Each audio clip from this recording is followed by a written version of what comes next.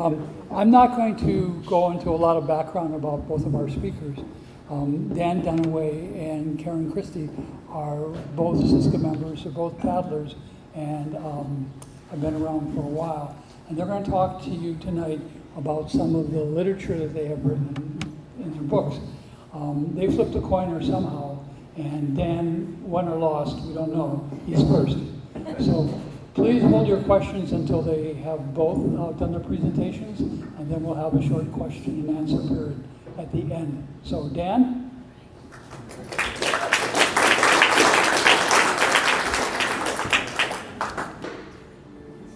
Okay, we're starting. Growing up on the unforgiving high prairie can create strength of character, but nothing could prepare Kyle Wang for the searing pain of his brother's tragic death. Abandoning the family ranch, Kyle sets out on a journey of rediscovery. From the rugged Pacific Northwest to the tropical islands of Dunaway, where he meets Hiroshi, a fellow survivor who teaches Kyle how to dance with his demons. Kyle embarks on a new path, determined to pre-bond with his father and his own son, and explore an intriguing new relationship. The new woman inspires Kyle to reinvent himself as an Ironman triathlete, a challenge that pushes him to the breaking point. On the grueling sun-scorched marathon, Kyle realizes it's not about the race, it's about holding the center, and at the center is love. The Seahorse by Dan Paxton Dunaway.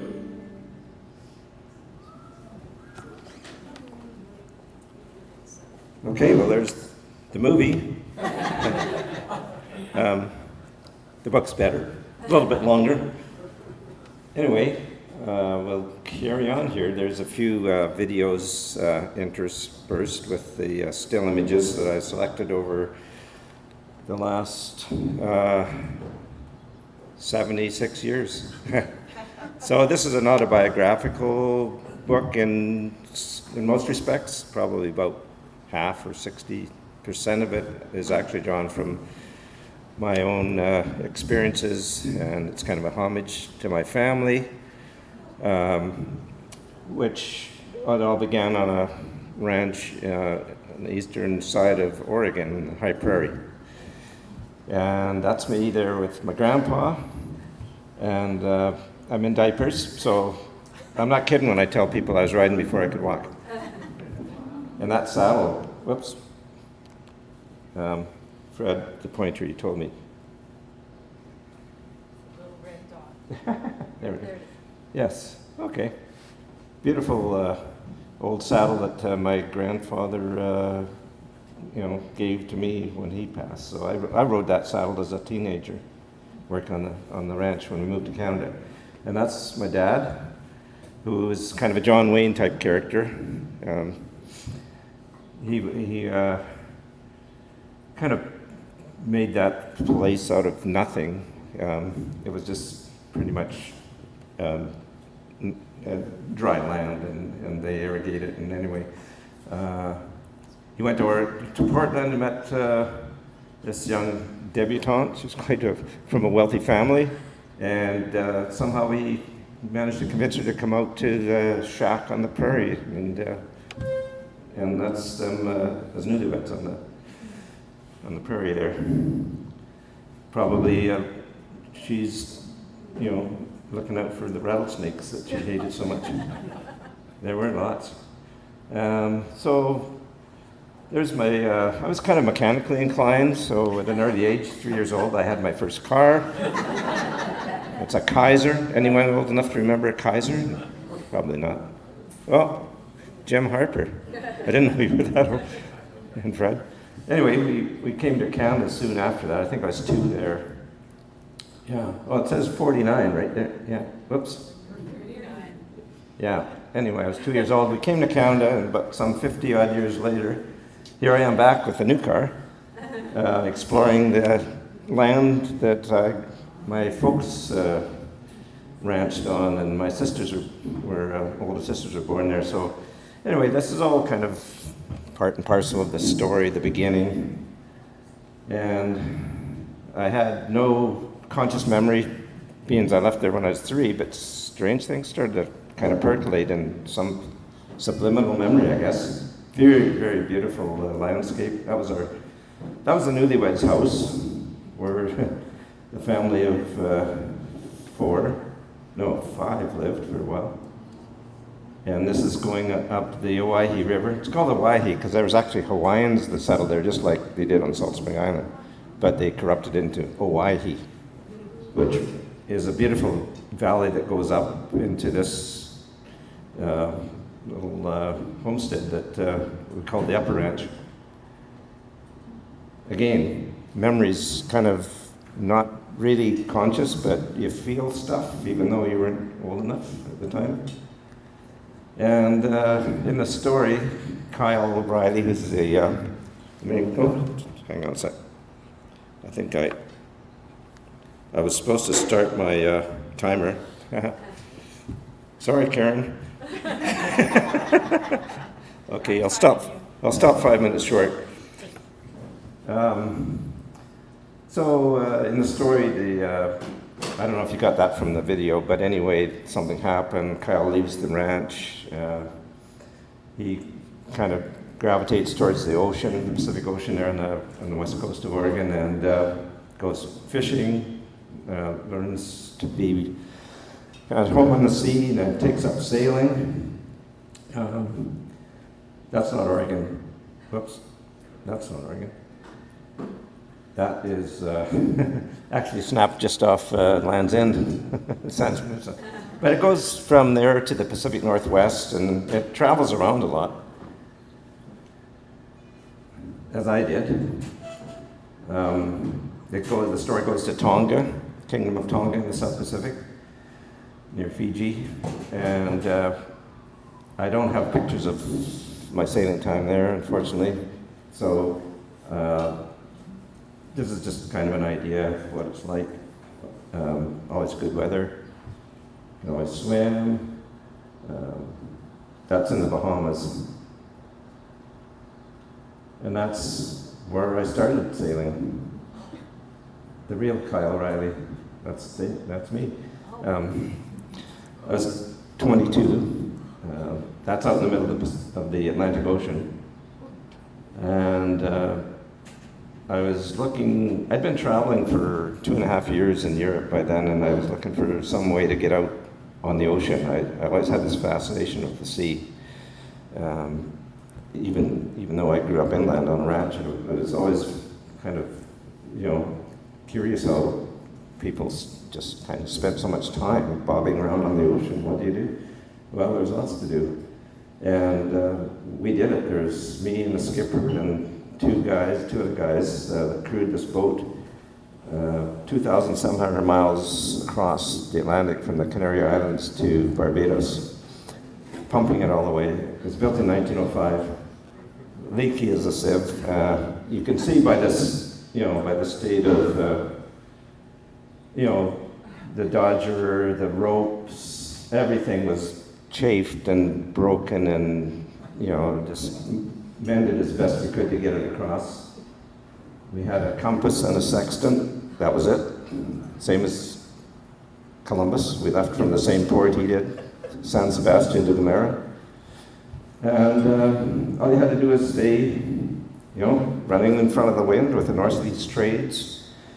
You go south till the butter melts and turn right. 1,000 miles south, 1,700 miles west, and there you go. And that's, I just put that boat in there. That's not the one that I sailed across the Atlantic. That's the one I bought in England and brought it over. That's a 1936 cutter that I lived on for 4 years. Another sailing shot. This is the same boat that I showed you earlier in the Caribbean. See if we can get this one going.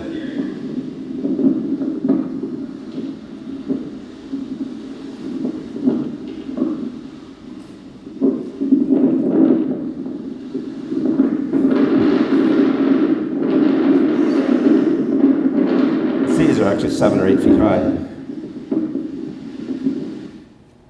anybody feel a little woozy there? I actually got it. Yeah, so that was on a cruise through the Bahamas with these friends who were from Annapolis. He's Jewish, he's Israeli, and she's Norwegian. And I met them in the Bahamas after I bailed off my son's boat. And they took me on and invited me back the next year to do this cruise. So we were actually sailing due south to Haiti. So it just occurred to me that here I am, like 54 years later, sailing with the same wind as I showed you before with that derelict boat. And the wind is constant. As we know, the ocean is constant. It's got moods, and that's why we paddle. That's why I sail. There's something unchangeable, and yet it's always different. I'm going to try to get to the next one. There we go. So we went to Haiti because, I'm going to keep an eye on this time here. We went to Haiti because, as you could see, that wind was on our beam. It was on the left side, and I'm not kidding, those waves were, they're halfway up the screen. You couldn't tell too well, but by the time we got across, it was really pumping. And you can imagine what a job it would be trying to tack into that. So we did what a lot of people don't want to do, is go to Haiti. It's got a kind of a bad rap, but the people are really nice. You just have to avoid the cities. And that's me. I got a ride on their yachts. This is how they transport their animals and people and stuff around. And believe it or not, when we were in the Bahamas, in Agua, which is a jumping off point, the most easterly of the Bahamian Islands, these boats were coming across what we just sailed through, like with these 20, 30 knot winds and 7, 8 foot waves, probably bigger, 10 feet. They were sailing these things across. That boat had, when we started from the market, we walked from that's Anchorage we're coming into, and my friends on the passport called Destiny that are taking this picture. I had my radio, I had the VHF, said, "We're coming in, get your camera out." So they took the picture. And when we started out from the market, which is several hours walk through mud about this thick, on the other side of the island, we took on about twice that many people. There must have been at least 10 or 12 people on the boat. I can't remember if there was any chickens or pigs, probably, but there was 10 bags of cement in the bottom of that boat. It was loaded down like that, and he could only put the jib up, and then, of course, if he had the tack, he would have to, "Excuse me, up there in the bow, could you?" Anyway, that's, I have a lot of respect for Haitian sailors. They don't have much, but they do a lot. I think this is another video. Yeah, because there's Haiti up there. I think we're about 3 hours away. We're doing 8 knots. That's all speed with this boat. And so we were out there for, I don't know, 4 or 5 hours, probably 5 hours getting across.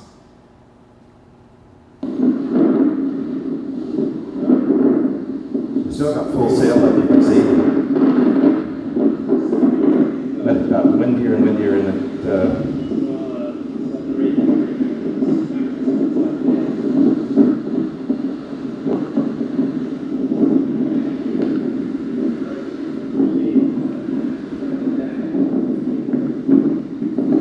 can't really hear me. I'm saying every once in a while, the 7 or 8 footer comes up and slaps you upside the head, just when you're not expecting. It's just like kind of like sets, But that's northeast trade winds, and we're crossing them. By the time we got across, that mainsail was way down, reefed. It was 34 knots by the time we got across. So that's trade wind sailing. And like I said, those Haitian guys, they just kind of sail right across with those little wooden boats. So getting back to the book, There's a lot of sailing in the book, but it also has a kind of a storyline that takes the protagonist into another sphere, and that's the triathlon.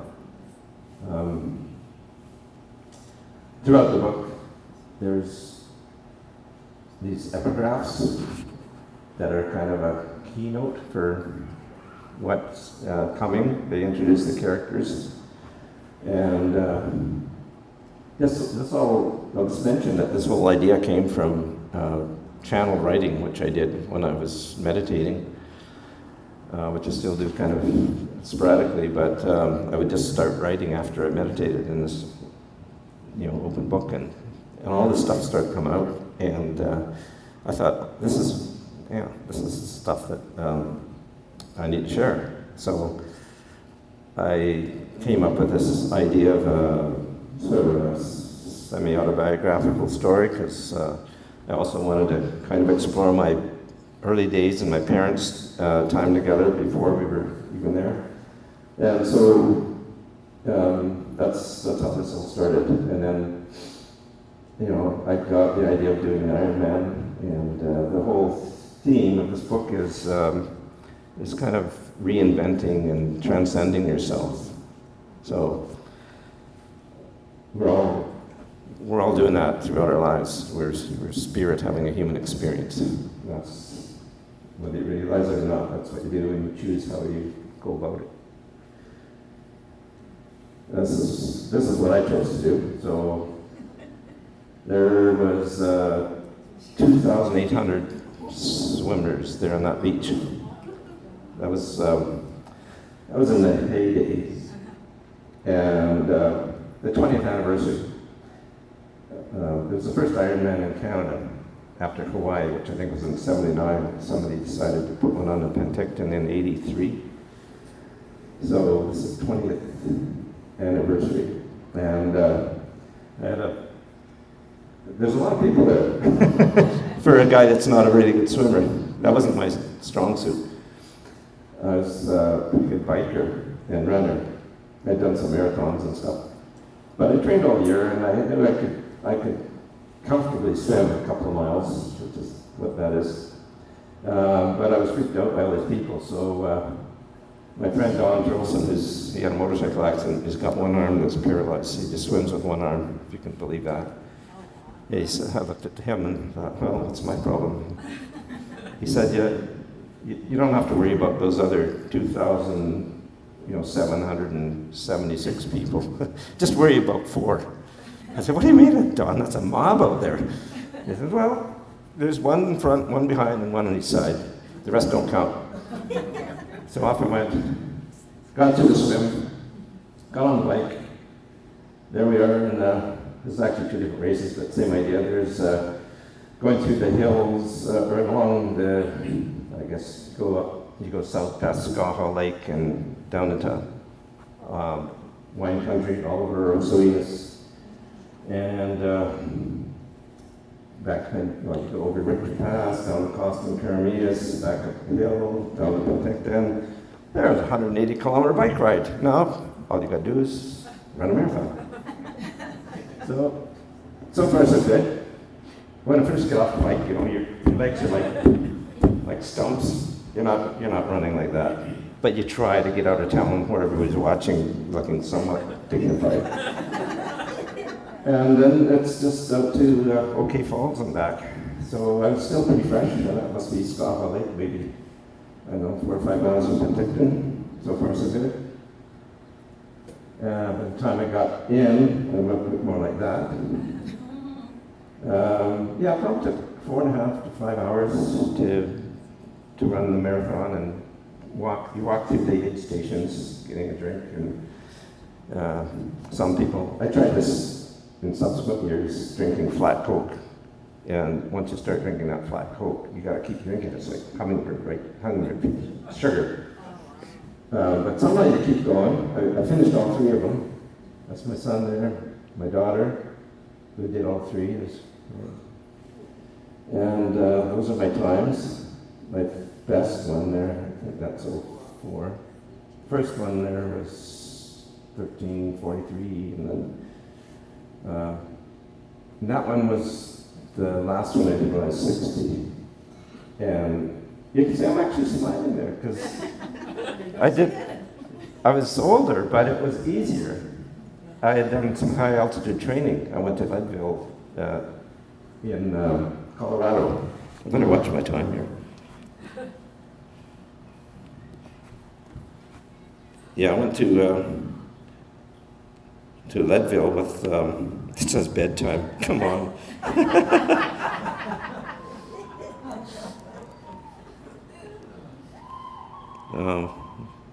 I know it's not bedtime. Oh, 14 minutes. Okay. I got another 5 or 6 minutes on this, and then we'll go to the second book. Where was it? Oh, yeah. Leadville is at 10,000 feet. It's in the Rockies, right, in Colorado. And I have these crazy friends who are ultramarathoners. They run 100-mile races up there. So I went up to support them, and I did about 10 days of running around in altitude. And when I got back down to Penticton, which I think is around 12 or 1,500 feet, it's like I could chew the air. It was incredibly easy to breathe and run. So that's why I got a smile on my face. I thought, is that all you got? Is that all there is? Actually, no, it's never like that. It's never that easy. But anyway, that's in the book. There is an Ironman race, and strange and adventurous things happen. And there we are, safely tucked into bed about 1 o'clock in the morning, after finishing it, I don't know, 10 or 11 at night, and clutching my medal and my dear friend, Tressa, my best friend, my support, and massage therapist is sitting amongst you. Be sure to say hi and thank her for me, because I couldn't have done it without her. And a lot of other people who I trained with and supported me, and it's just something that you can't do yourself. And there's always other people that you rely on to get through stuff like that. And it's sort of I thought once in a lifetime thing, but I did it. That was the first one, that was the second one, and then there's the third one. So that was enough. Some people were doing them every year. In fact, I know people do several a year.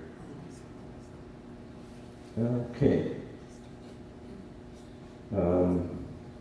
I guess that was over. Oh. Yeah, so the book ends on that high note with the finish of this Kyle Riley's kind of ultimate challenge, or he goes through life kind of exercising these demons. He's kind of a conflicted character, but this is one of the things that helps him reconnect with his his spiritual life, and carries him on to the next part of it. Anyway, we'll get on with the next one here.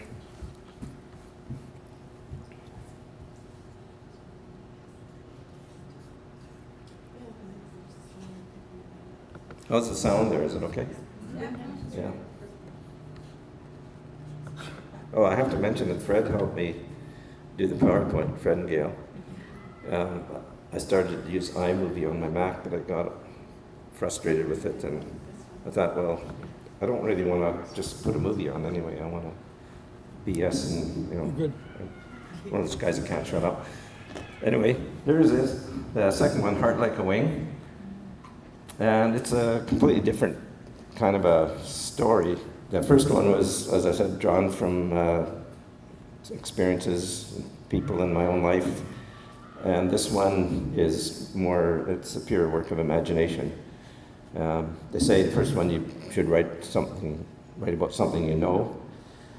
And the next one, write about what you want to know. So I was interested in flying in the prairies. And I got this idea for a character. So I started writing it, and then I decided I'd after, I don't know, I'm a slow writer. I think that first one took me 7 years.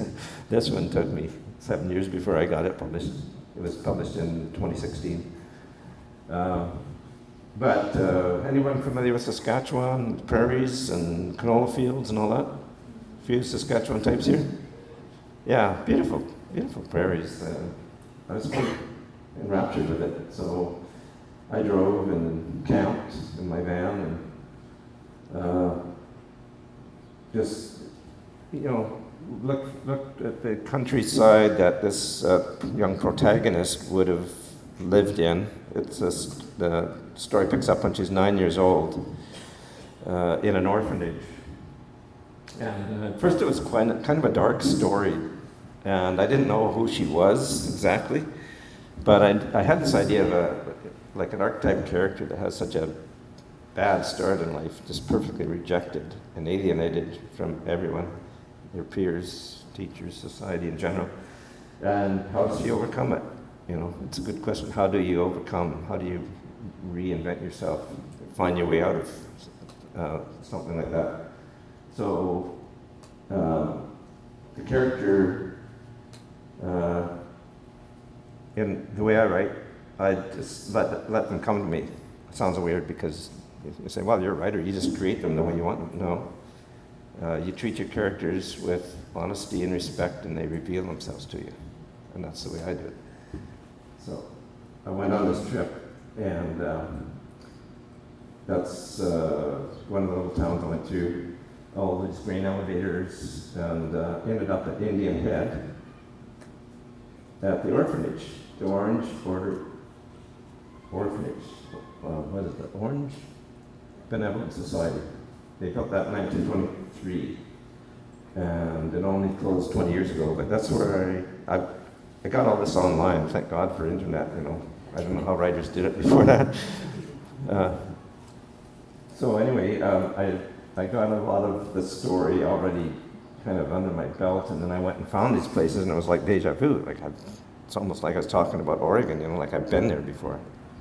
Anyway, that's where I skulked around there for a while, went to Indian Head, went to the graveyard, and then here's a fun fact. You know what Indian Head, Saskatchewan's famous for? There was a TV series shot there, Little Nosk on the Prairie. Just thought I'd throw that in. Nothing to do with the story. But I loved all those little towns, and then I headed north to Prince Albert, and somebody there, I stayed at a B&B, and someone said, you should go to L'Orange. So it sounded interesting. And this girl, she gets connected with this older couple in the story. I call them older. Here I am in my 70s, and they're probably about that age or younger. Anyway, they decided that they would take her home. They wanted to adopt her. So they take her to this place way out in the black spruce forest, 3 hours north of Prince Albert. And it is nothing but spruce and bugs on your windshield. And she's freaking out. She's not sure who these people are or what they want with her, but they take her to this place called L'Orange, which in my story is called Crow's Beak. I used that setting for the rest of the story, where she becomes a bush pilot, because that's what her adoptive father is. He's a bush pilot, an ex-RAF fighter pilot. And so he eventually takes her under his wing and teaches her how to monkey wrench the plane and fly and stuff like that. So there's so many lakes there that it's the only way you get around. The bush pilots open up the whole of northern Canada. And here's another fun fact. All these lakes, there's a myriad of lakes, thousands, they're all named after fallen airmen from the Second World War. Airmen and soldiers. Anyone know that? See, there you go. I didn't know that either. And that's true. And there's a fellow that I managed to meet, this guy, Doug Chisholm, and he owned that Cessna airplane, knocked the L'Orange right up in front of his place. And he graciously took me for a flight over some of these lakes. And it's just what I was looking for, because the story is about flying over that bush country, and I needed to get up and see it. So Doug had a little side business going where he would contact the surviving family of these deceased soldiers and airmen, ask them if they wanted a bronze plaque made and to commemorate them, and nailed into a rock on the lakeshore that the lake was named after them. So he had this big stack of plaques to put up. He didn't have time to do them all. There were so many takers. But we flew up to one place on the lake, and he did that. And anyway, it's one of the things that makes this a good book for teens, kids and teens. Like, it was published with age level 14 to 18, I think. And the publisher really liked this aspect because it's very educational. There's a lot of Canadian history in it. I learned a lot. There's L'Orange from the Air, otherwise known as Crow's Beak. And coming home just at sunset with Doug there. And that was the highlight of the trip. That's what I needed to get the juices flowing, get a real feel for the area, write this book. The plane that they flew, the bush plane that is in my story and is also a real character, like a main character. Well, my thing went off again. I don't know. I'm going to have to write Apple and see what they're... Oh. I must be getting close. Yeah. Okay, I'll just wing it here.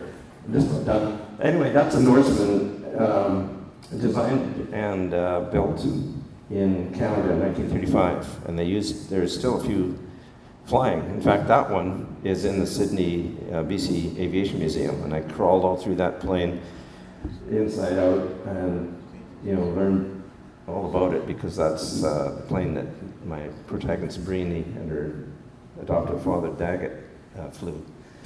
And so that fellow at the back to is Peter Marshall. He's a kayaker too. I met him kayaking, and it turned out, like, I was talking about this book, and I said something. He said, "You can't do that. You can't fly over a thunderhead with that plane. They're 60,000 feet high." Oh, well, okay. What should I do? So he was my technical advisor. So you can be sure that the flying scenes are quite accurate. He wrapped my knuckles a few times. But to finish up, this is the trip that they took in the book. And it's not a fantasy. This is actually the route that the Air Force people took during the Second World War to, actually went from Gander down here.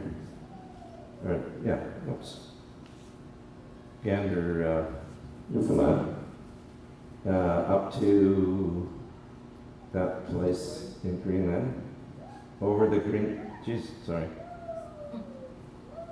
over the Greenland ice cap. That's 2 miles high. It's 10,000 feet, to get over there.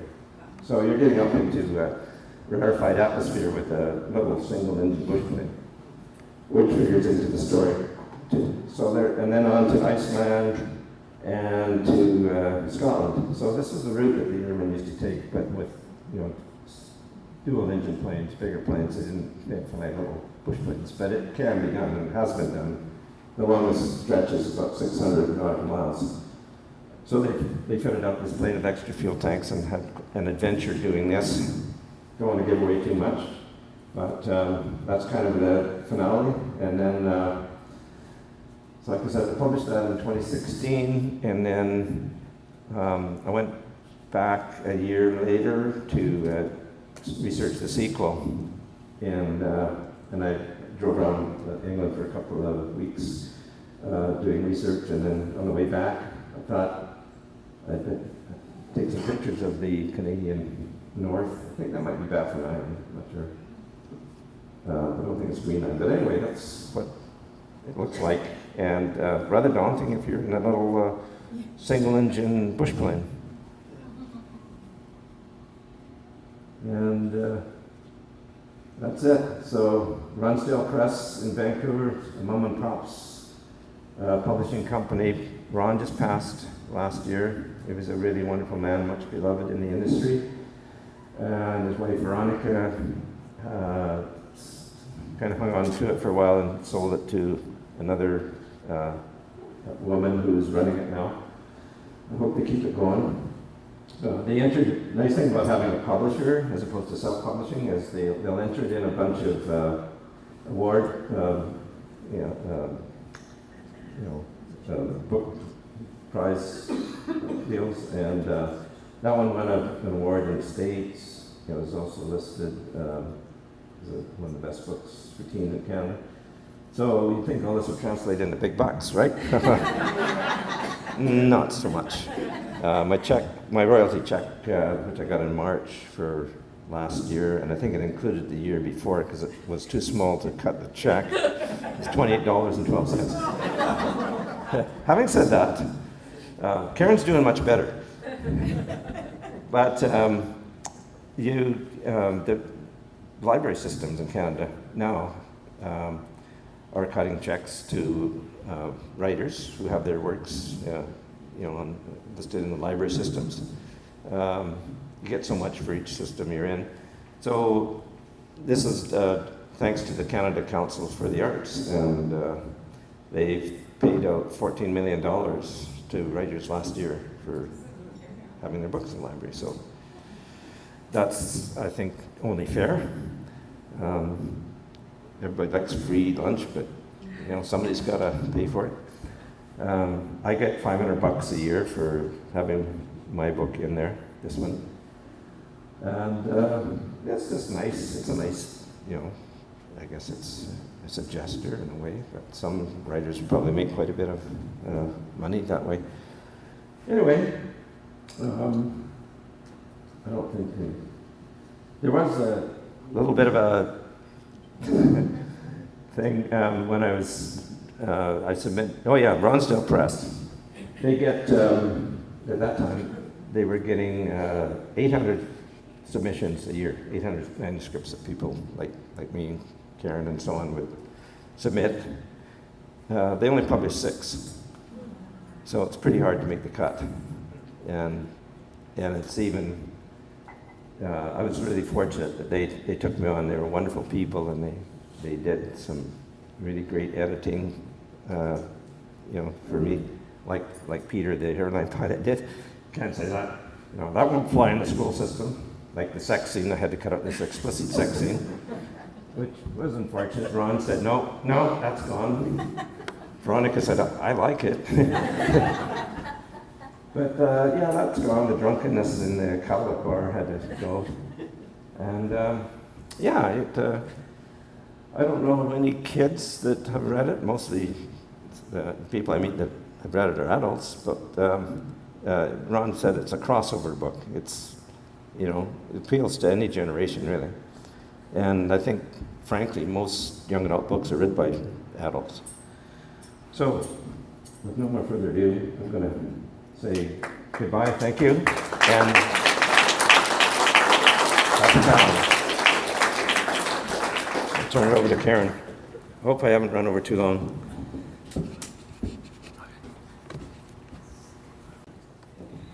Hi. Thank you very much, Dan. I have read both of Dan's books and really enjoyed both of them, and I'm a little older than 18, so I can recommend them. And it was quite a while ago, and I had forgotten that the first book you talked about, The Seakeeper, was semi-autobiographical, because as you can see, I'm up here to talk to you about me for the next 20 minutes.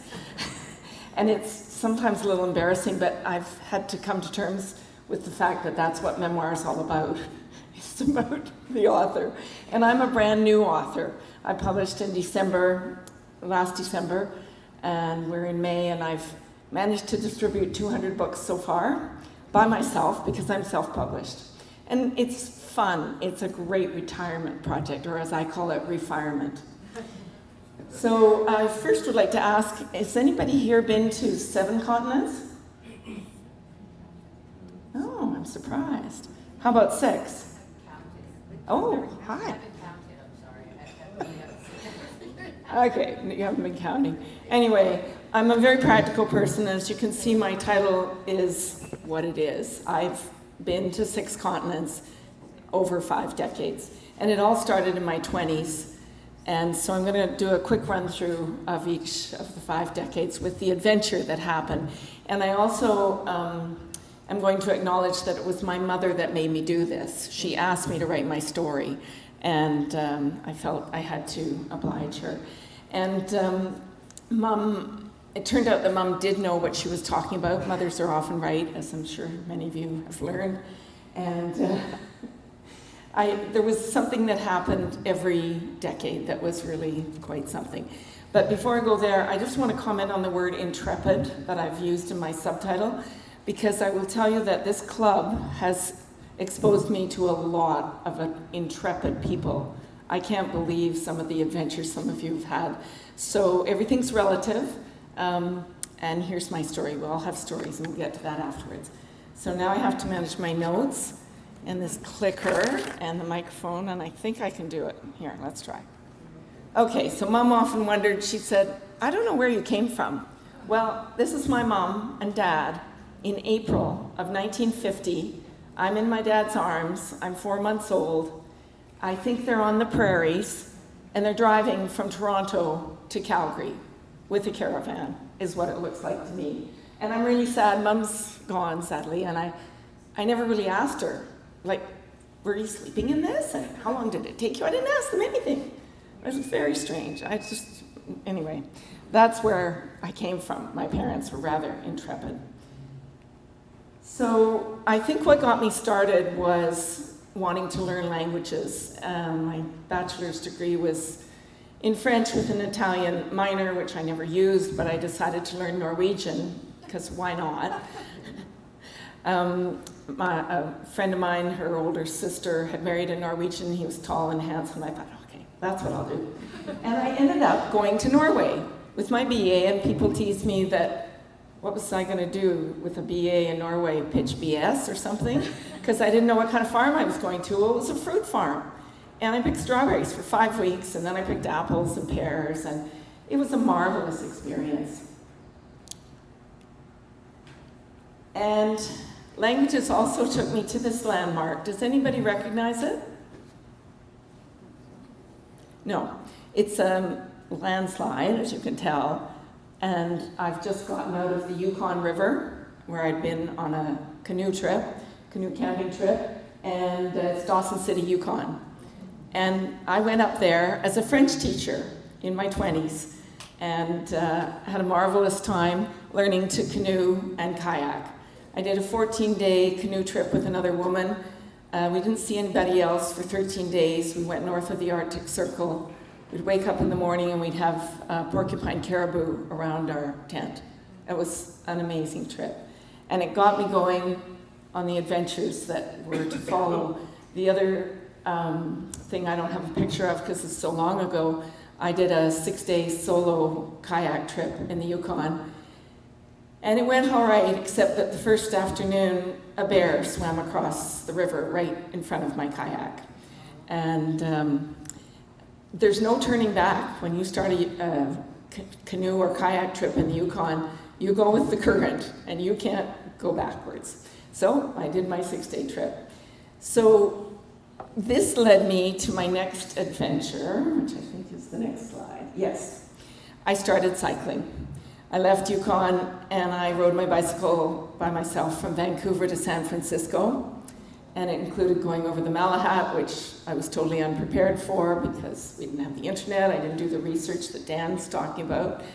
Anyway, this photo, which is on the cover of the book, it was taken in Bali, because when I left Australia after teaching there for a year, I had a working holiday visa, and I'd been to New Zealand with my bike, and I came home through Asia. And It was a marvelous experience. And I'm going to now put this down. Oh no, there's one more cycling picture. There we go. That was in Korea. I had just arrived and I was trying to contact a Korean fellow I'd met in Australia. I didn't know how to do it. I didn't speak Korean. That wasn't one of my languages. And at the airport, he arranged, the man I asked for information, arranged for me to be interviewed. And this was the photograph that appeared in the newspaper the next day and in a women's magazine. And it was great because I could show people that were curious about what I was doing, showed them the article, and it was in Korean, and so it went quite well. I'm going to read you 3 short excerpts from my book. I have to walk over and pick it up just a sec.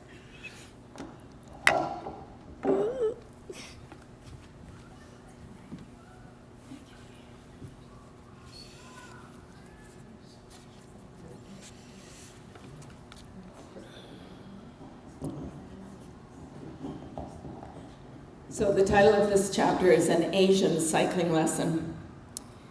When I describe this adventure, people often ask if I ever encountered difficult circumstances, especially since I was usually traveling alone. Fortunately, they were few. I've chosen to start with this one just to get it out there, and then I will return to the numerous joys and excitements of the other months. The most frightening experience was the first excursion on my bike in the Philippines, Asian country number 5 by that time. It was July, the rainy season, in 1979. On the day in question, I started my solo trip, cycling at sea level, and had climbed some way toward my destination, the rim of a volcanic crater. There were few villages en route. It was hot, so I was wearing shorts. As you can see, fancy cycling shorts, not. It had been raining a lot, but I wasn't cold given the tropical temperature and my exertions. My shorts were dripping with water. A jeep came along beside me and slowed down. The driver, who was also alone, opened the window to talk to me as I was cycling along. On the passenger seat, below the open window, I could see a rifle and a handgun. The driver asked me a question I was to hear often in the Philippines. Where is your companion?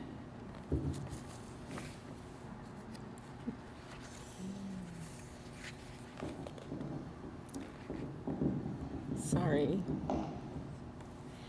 What was I to tell him? That she or he was ahead of me, which was not true and easily verifiable. He knew no one was cycling behind me, having driven from behind. He shadowed me for a while, driving ahead, then slowing down. I felt trapped and could not work out how I was going to get myself out of this uncomfortable situation. Clearly I did, I'm here. So my 20s were pretty exciting. I ended up going back to Canada and being a boring old school teacher in Calgary for a while. But my 30s didn't disappoint. Now I have to get the other gizmo of the clicker. Here we go. See if I'm on track, because otherwise I could keep you engaged here for quite a while. Oops. So, World University Service of Canada asked me if I would like to go and teach school in the south of Ethiopia. Sure, why not? So I went for 18 months. It was an excellent experience, even though my workload in a post-secondary Institute of Water Technology was 12 hours a week. And there weren't many other things to do there, so I played cards and learned to drink beer. It was a good time. And Ethiopia became a game changer because it was in the second half of the 80s, and there'd been the famine there in the early and mid 80s. So the world was still there trying to help Ethiopia to get back on its feet. And it made me realize that that was what I wanted to do. I didn't want to teach school anymore. I wanted to work internationally. So I did. And I resigned from teaching, drove across the country from Calgary to Ottawa, reverse of my parents' voyage with me. And I got a job with the organization that had sent me overseas. So now I'm in my 40s, And again, I had about a 7-year period where nothing was happening outside of Canada until I got a chance to go to Bosnia.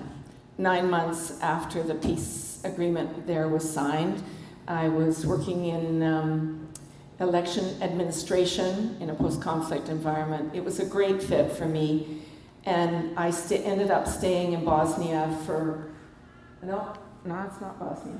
There we go, that's not either, but that's about Bosnia. I stayed 4 years in Bosnia with 6 different assignments. I was in Mostar, a politically divided town in the south of the country. I had 6 months in Kosovo and a year in Macedonia, and it was excellent. It was Europe, it was cheap, it was beautiful, and one of the results of it was that I got a UN peacekeeping medal, and this was me receiving it from my member of parliament in Ottawa, Muriel Bélanger, who's not with us anymore. So that was pretty exciting. That took me into my 50s, so we're almost there, just 2 decades left. And I came back to Canada. I was kind of ready to stay, but more adventure called, because I ended up with the Canadian government through what was then called the Canadian International Development Agency, or CIDA as it's known, and it's now part of Foreign Affairs, it's Global Affairs Canada. And does anybody recognize where this might be? Has anybody been in Kandahar, in Afghanistan? This was what the setup was at the provincial reconstruction team, where I spent a year from 2008 to 2009. And we were about 50 civilians, public servants. It was development, foreign affairs, and Correctional Services Canada, as well as Canadian Police, and about 300 or 350 Canadian military who were there doing their own operations in Kandahar and transporting us, the civilians, in tanks and helicopters as we had to move from the camp back to the airfield because we got an R&R every 8 months. No, every 8 weeks, every 8 weeks. And that was wonderful. I had in total 6 that year, and I went to see the gorillas and things like that. It was great. Let me just see if I'm on track here. No, I'm not. I've got another reading for you, so I'll get it. So in Kandahar, as I mentioned, the civilians worked with the military, and there's a Canadian military unit called CIMIC, which stands for Civilian Military Cooperation, CIMIC. So I'm going to refer to that in this little reading. If I can open my book. Oh man. I hope your mic gets fixed next time.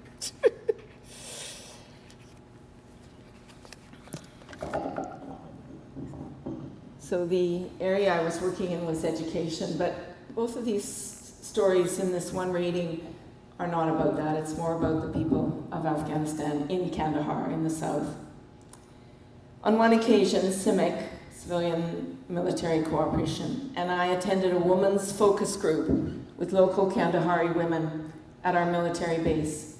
After a 2-hour conversation on a broad range of topics relevant to all the women present, we noticed the Afghan women were more relaxed. During a question and answer session, one of the older women asked a very difficult question. Why is it that with all your resources and all your military might, you have not been able to defeat the Taliban? Wow. How do you answer such a question? Fortunately for me, a Canadian military captain spoke up, and she said, "It's because the Taliban is among you, and we do not want to eliminate innocent individuals in our effort to get rid of the Taliban." I found that to be a very appropriate reply, and one I wouldn't have thought of myself. On another occasion, a Canadian CIMIC officer and I met at our camp with an Afghan elder from a nearby village. I don't remember now the purpose of the meeting, but what I do remember was an exchange at the end of the meeting through an interpreter, a young Afghan man on contract with the Canadians. The Afghan elder turned to me, a Western woman with my head respectfully covered by a scarf. He said something along these lines. Madam, I can see you are of an age where you could be comfortably at home in Canada with your grandchildren. However, I see that is not the case. Instead, you are here in my country trying to help improve our situation here. I would like you to know that I recognize your sacrifice and I appreciate it. Oh my goodness, his thoughtful remarks had quite an impact on me. I struggled to hold back the tears. I was so touched by his will to communicate these sentiments, even though I was vain enough to be concerned he could tell that I was old enough to be a grandmother.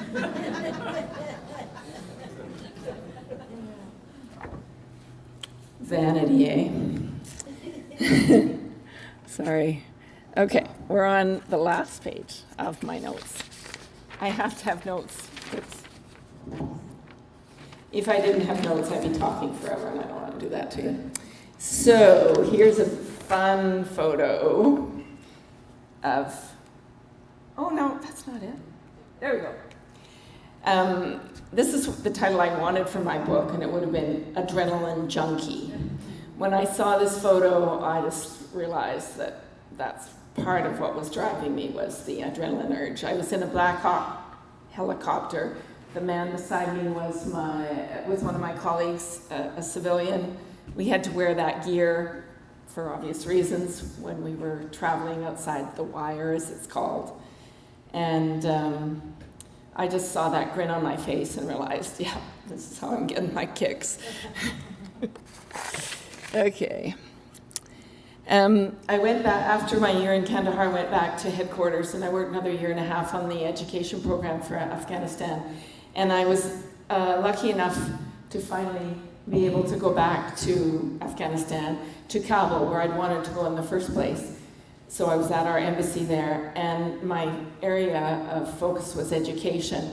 We were trying to increase the access to schools for children, especially girls, so we built new schools in Kandahar. We were also trying to improve the quality of education and train female teachers so that the girls could continue to go to school after puberty. And later, if you want, we can talk about what's happening now, this was 2011. And this is the Minister of Education, the Afghan minister, and he was a delight to work with. He was very proactive. The statistics that I swallowed hook, line, and sinker, like I drank the Kool-Aid, right? I was told that when the Taliban fell in 2001, there were 700,000 children in school, and none of them were girls. By 2009, after my first year in Kandahar, the numbers had gone to 8 million children in school, more than a 10 times increase, and a third of them were girls. And by the time I left in 2012, the number had gone up to 10 million. Now, I'm older and wiser and have another perspective. I realized that perhaps those statistics were not incredibly accurate, but I like to think that we made a bit of a difference. And I'm certainly, well, I won't go there. That'll get political. I can talk to people after if you want. So the next, I don't have the kind of photos that Dan had because we've got different stories, but here was my accommodation in Kabul. Both in Kandahar and in Kabul, I lived in shipping containers. This was my luxury shipping container. And the interior, it was 10 feet by 40, and I actually had my own toilet, sink, and shower in there. I didn't need a kitchen, although I had a mini fridge, a bar fridge, of course, and that was because we ate in a mess hall with a chef from Dubai, and our food he was from South Africa, and the food was from Dubai. And we called this a blast pod because it was blast proof. It was heavy walls, and here you can see the door that was really hard to open. It was very comfortable because in Kandahar I lived in a container as well, and it was 10 feet by 20. and it didn't have a toilet in it or a shower. I had to go outside, and I always knew what phase the moon was in because I was out at night. Yeah, and this was a nice feature. Outside the blast pod, we had a space to socialize, and the weather was a little bit like Victoria, only got quite a bit hotter than it gets here, yeah. But it was pretty nice. So I show these pictures because, oh no, I won't go there first. Next photo is my dad and me.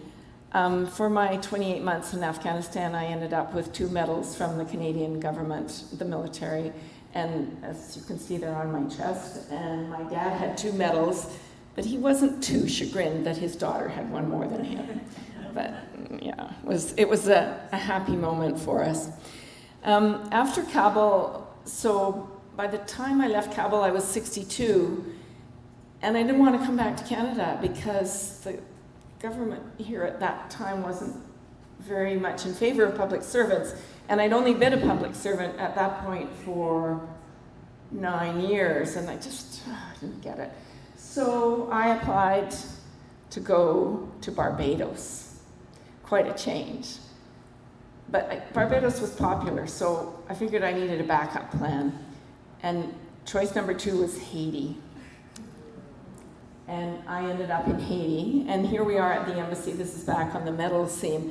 That was the fellow on the left was my, they call it head of aid in the embassy, myself, and our security advisor, who was former military, so he's got the chest and all the medals on it.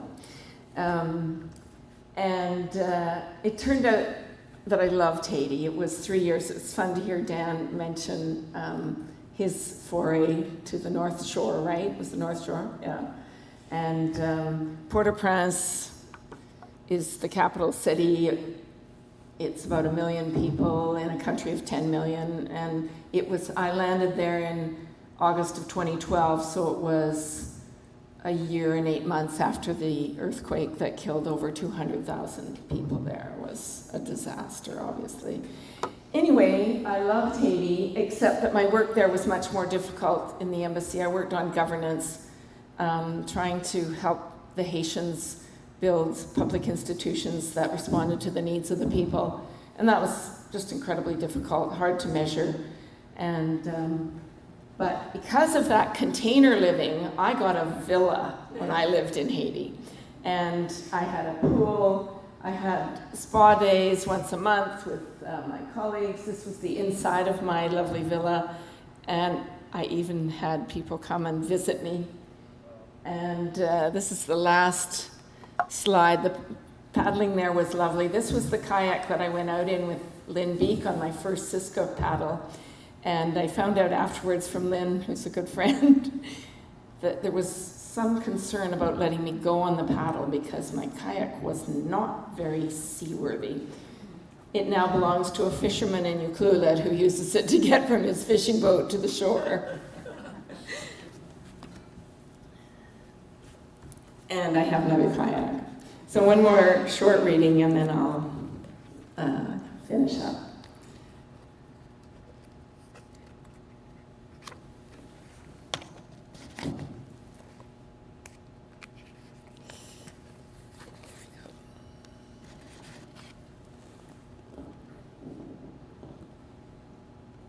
Okay, oh yes. You may remember the posting in Barbados had initially caught my eye because I thought family and friends would surely come to visit me there. Well, surprisingly enough, in Haiti I had the pleasure of visits from 9 hardy souls whose curiosity drove them to venture to the poorest country in the Western Hemisphere. I loved showing them around and they lapped up the variety of sights and experiences. In Pétionville, the upmarket neighborhood of Port-au-Prince, we dined out and went to a small, crowded boîte de nuit with live music, at least 1 saxophone, if not 2, and the sultry compa, the national dance I've heard called the Haitian tango. We drove to beaches and stayed in cozy cottage-like resorts, visiting expatriates I had got to know, enjoying the cooler mountain air and feasting our eyes on the unexpected pine trees and endless vistas. All through our wanderings, we soaked up the bright sunlight and vibrant colors of Haiti. Once I was driving with guests through a Saturday morning roadside market, which, by the way, was the main highway. As we had slowed to a crawl, I asked if anyone would like me to play a CD. The response was, "Oh no, thank you. I'm already very overstimulated." On another occasion in a similar setting, one of my guests said something along these lines, "It's all so interesting, but it's just not pretty." That summed it up quite well, but my guests learned that there was beauty in Haiti despite the overwhelming poverty. So I'd like to finish just by saying that we all have stories to tell. I was lucky enough that my mom encouraged me to write mine down. It's quite an experience. It's taken me 6 years to pull it together. And sadly, I didn't put it in Mom's hands before she passed, but she knew I was working on it. And if you're interested in getting started on your story, I'd be happy to talk to you. Thank you very much.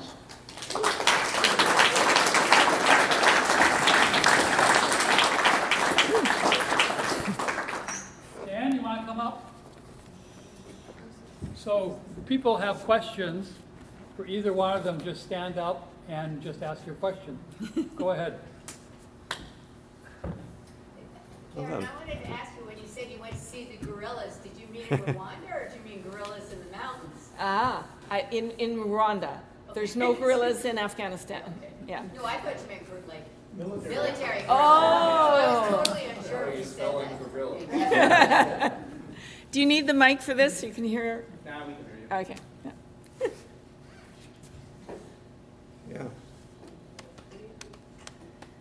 Yeah. Everybody's still awake? Dan, where on the prairies did your dad build that homestead? It was right on the eastern side of Oregon, David. Was it? Oh, it wasn't in Canada. Didn't he come to Canada though? Yeah, 1950. And where was that? 150-mile ranch we bought just outside of Williams Lake. Oh, okay. But the first place in Oregon was a high prairie type of country, totally different than, the west side. Lots of sagebrush, rattlesnakes, until they built a dam on this Owyhee River, which my dad worked on when he was just a kid, I guess. And it was a BLM, Bureau of Land Management project that afforded the whole downriver area, some irrigation for agriculture. It was actually boy, this is getting to be a long question, long answer, but it was a prototype for the Grand Coulee Dam, sort of a curvilinear face dam, and so that became quite a prolific agricultural area, and that river, what's left of it, runs into the Snake River, so it's like right on the Snake between Oregon and Idaho. And then coming to Canada, my dad was really pissed off because he couldn't ride anywhere without getting his hat knocked off in the bush, being used to the prairies. Fun fact. Lynn? I'm curious, both from a biographical and a semi-autobiographical, how you remember that level of information. I mean, I've read Karen's book and I've read your novel. I haven't read your other book, but just the way you remember stuff. I mean, what tools and techniques do you use? Asking me or Karen? Either one, both of us. Well, my memory isn't what it used to be. That's one of the things I miss the most.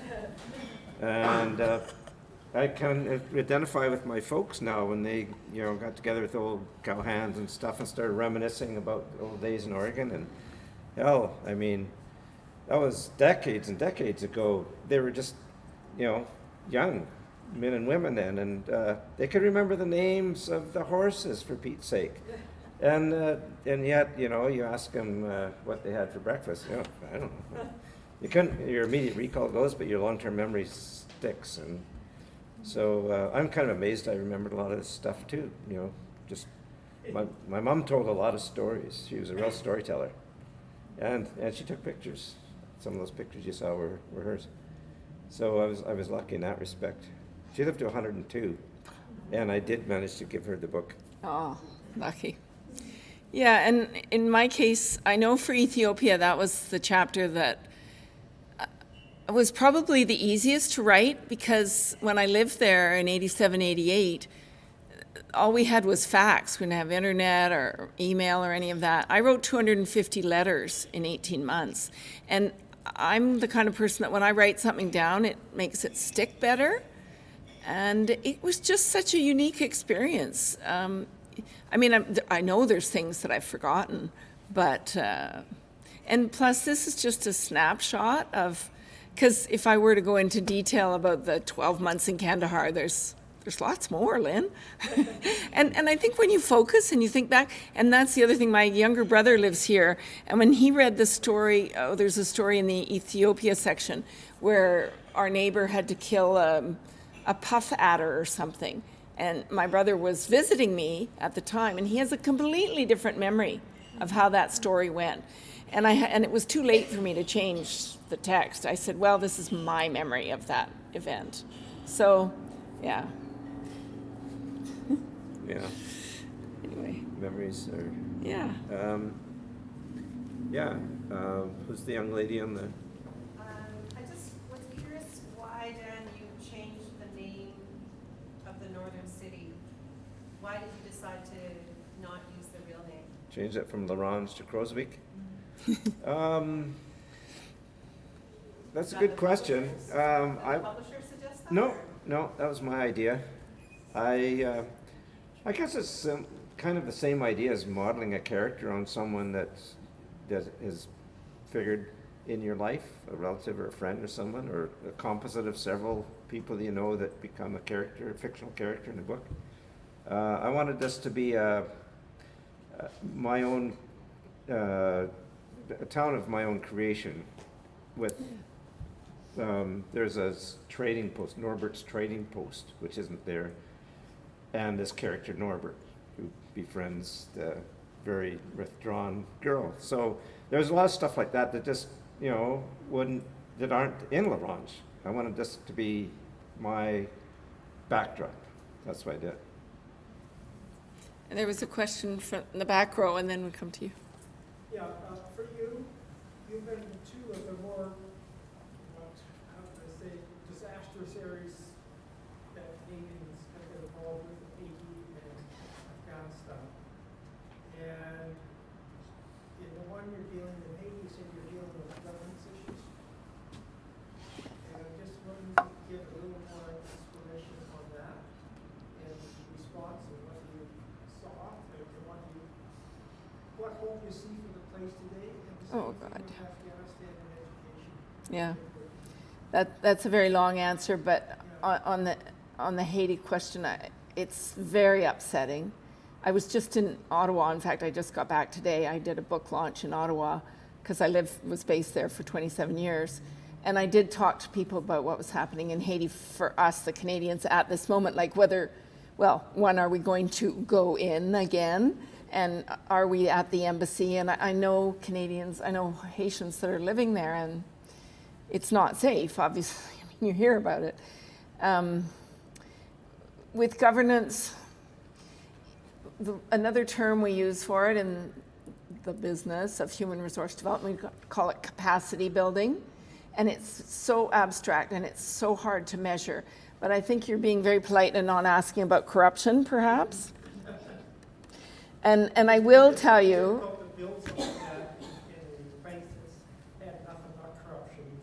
Right. Yeah. Yeah.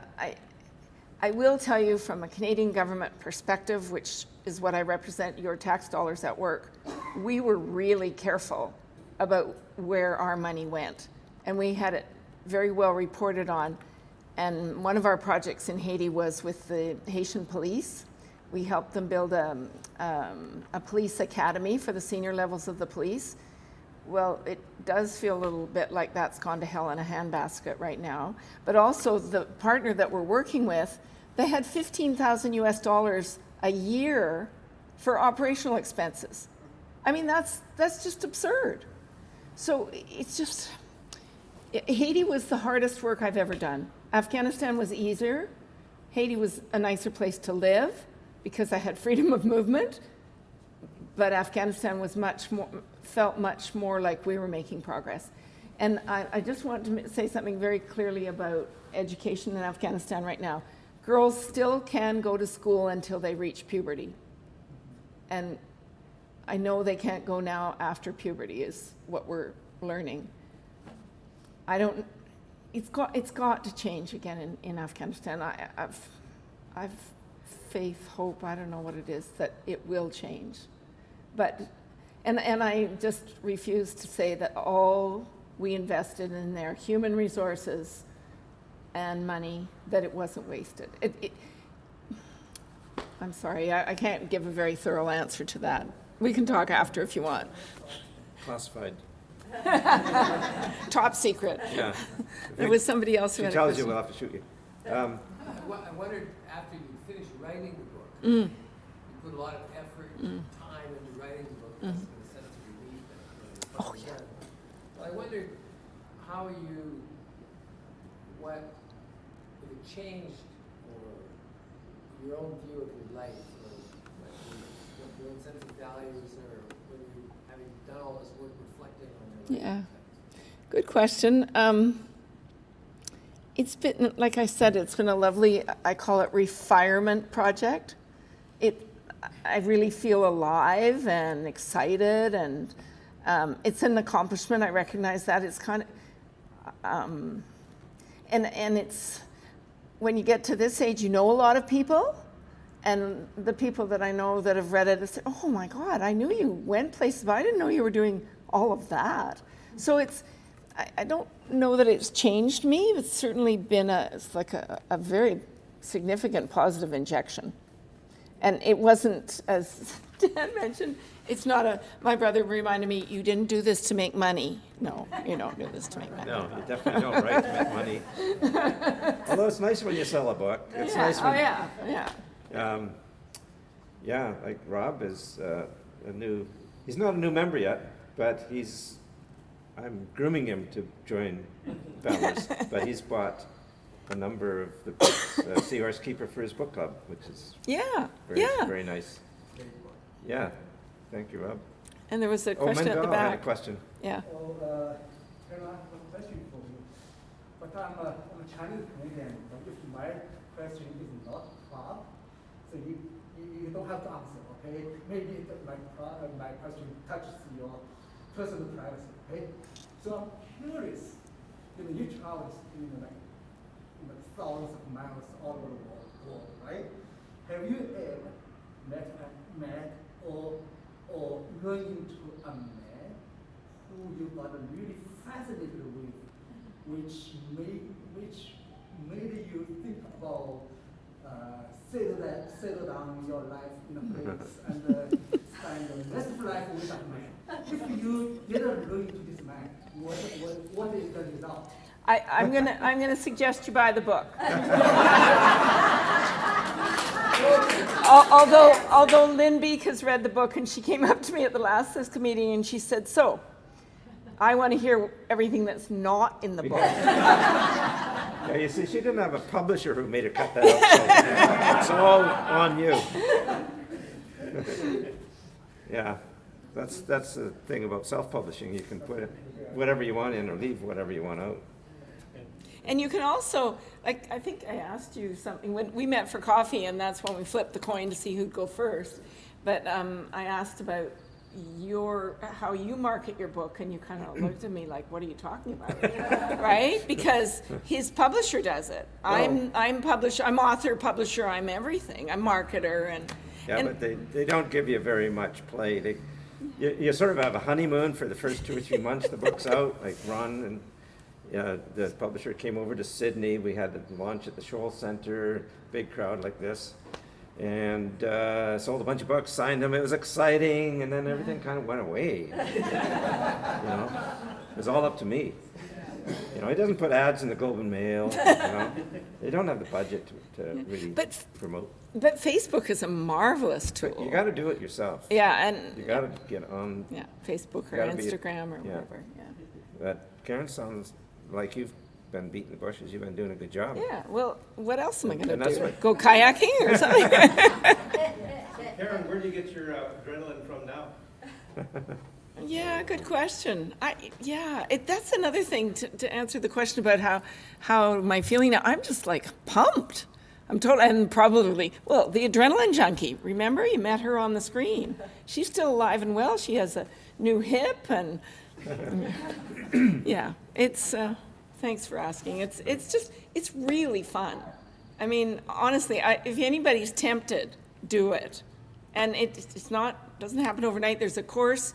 You can take at UVic Extension, 6 weeks, 2 hours a week, get you started, and you go from there.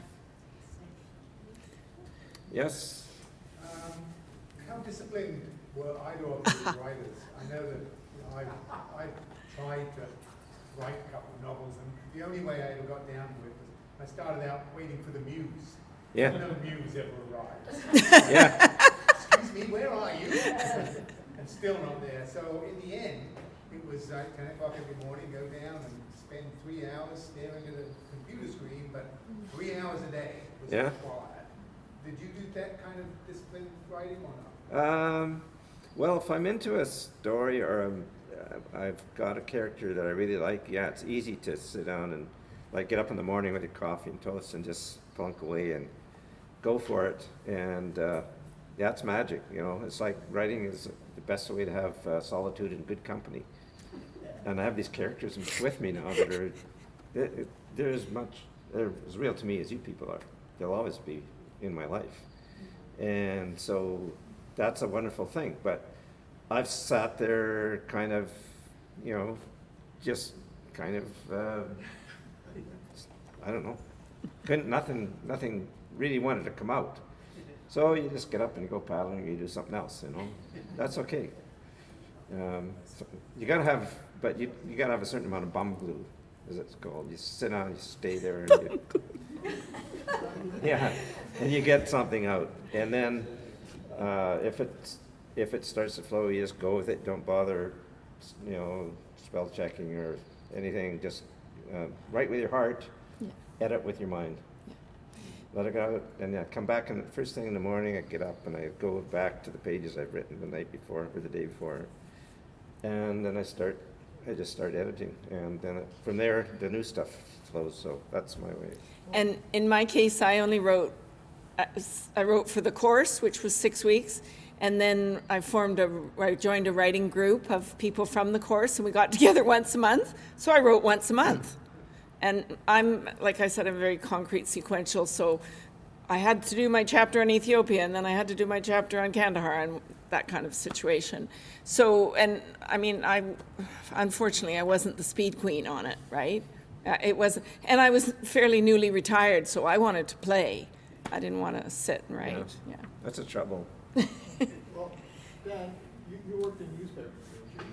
I started a newspaper in Bellacoola. Yeah, so in a newspaper, you don't have the luxury of being able to sit there and sit on something for a week or a month No. or something. It's got to be done that day. Yeah. Not that hour, depending on the type of paper you're working. Yeah, you got deadlines. You eventually learn how to just do it. Yeah, that was. Do anything, as long as something's there.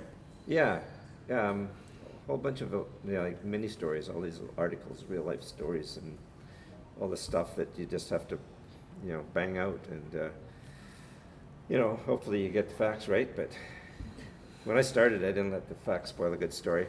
I got rapped a few times, but yeah, it was a good training, I guess. A lot of good writers are first journalists, newspaper people, and so on. And I wrote a lot of nonfiction.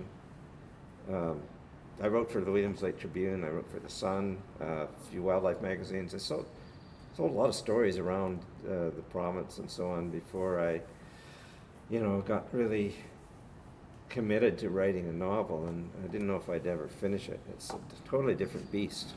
It's a really different thing. like I said, it took me 7 years to write each of them and get them published. So, yeah. Anyway, I'm still going on it. I kind of find it hard to write when the weather's nice. Yeah. You know, who wants to sit inside and look at a computer? Could be out playing, but The pandemic helped. yeah. Yeah. Actually, for me, the harder part was once it was written, then I had to do the editing and get the photos ready and finding a book designer. That was almost a 2-year process. That was long. Thanks. Before I thank them, I want to remind everybody, if these stories have interested you, they're for sale right behind you on the table back there. We need to support our starving, struggling local artists, so buy a copy or two, make great Christmas gifts. Okay. The second thing, when you mentioned the word Intrepid, I can't help but wonder how many other Siska members have stories like this that they would like to share. Yeah. So if you do, let me know. Okay. Okay. Our much sought after, seldom received Siska mugs. Oh, thank you. Thank you guys very much. Thank you. Okay. This is our last meeting until the fall, so we'll regather in September. Will we be here? Who knows? This building's coming down. Maybe we'll be in a new place. If we don't see people, have a really good summer. Enjoy paddling, and we'll see you out in the water. Thank you very much for coming tonight.